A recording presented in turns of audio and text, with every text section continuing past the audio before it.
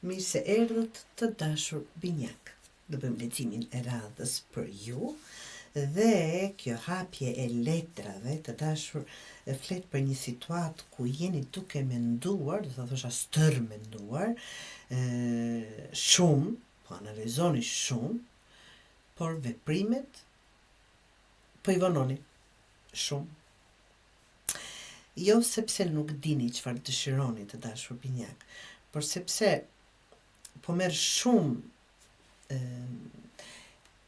po ndikohesh shumë nga të tjerët dhe kjo të bën të stagnosh dhe të mos japësh një vendim personal për çfarë do të bëhet fjalë. Tani ti ke vendosur apo dëshiron, ke në mendje diçka, unë sikur të them diçka dhe të ndryshoj mendjen, tjetri të thotë diçka tjetër, prapë ndryshon atë mendjen, dhe ndryshon mendjen dhe kjo ju bën të stagnonin. Çfarë në fakt po ndodh realisht me ju të dashur binjakë? Me këtë që shikoj ka një ide, një bisedë, një mundësi në fakt konkrete, që nuk është e re, por po kthehet prap në mendjen tënde. Dhe kjo do të thotë që diçka nuk është mbyllur siç duhet. Nuk ka përfunduar diçka.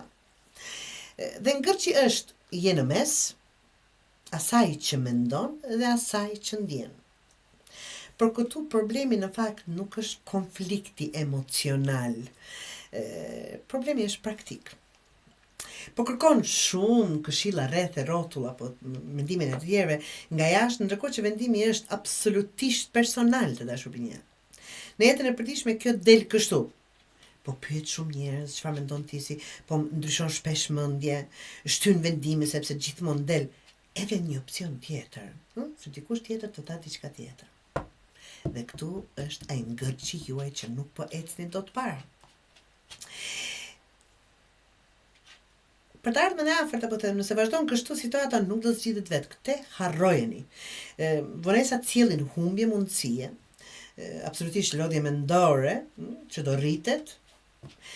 Nëse veproni, nëse vërtet veproni, atëherë do ndjen lehtësimin, do ta kuptoni, ndjen lehtësimin menjëherë, gjërat do fillojnë të marrin drejtim, kahje, situatat bëhen shumë më të qarta, edhe nëse nuk është komplet perfekte, por që më të qarta.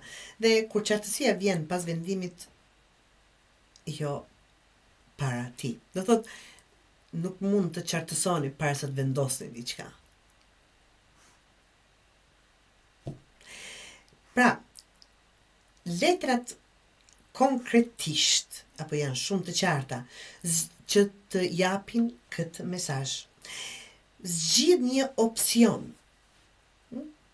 Zgjidh një opsion dhe qëndro besnik atij opsioni, atij vendimi, atij mendimi. Të paktën për një periudhë. Ndalo së kërkuarja provimin e të gjithëve, çfarë mendon ti, çfarë mendon ti, çfarë mendon ti, absolutisht është e bukur të marrim mendimet, por që vendimi duhet të jetë juaj. Mbyll një çështje të vjetër, një herë për gjithmonë, para se të fillosh me atë të re. Kaq dhe asgjë më shumë. Çfarë vjen vërtet përpara nëse i realizoni gjitha këto që t'i bëni gjërat ashtu siç duhet, mendja qetësohet, fokusi rritet, energjia kthehet në veprim, jo në stres siç është tani. Pra, binjakët këtu nuk ka nevojë për ide të reja, po mendime të reja, ka nevojë për një vendim. Jo çdo zgjedhje duhet të jetë perfekte binjakë, por çdo zgjedhje duhet të bëhet. Vendimi që po shtyn është çelësi për të ecur përpara. Çfarëdo që të jetë, qoftë dashuri, familje, punë në veten e juaj, mos e mbyt me mendime të tjerëve apo të tuat atë që kërkon veprim. Është shumë e qartë. Nuk duhet asnjë të jetë në gjendje të ndryshoj mendjen e juaj, nga që e keni shumë të qartë çfarë duhet bërë.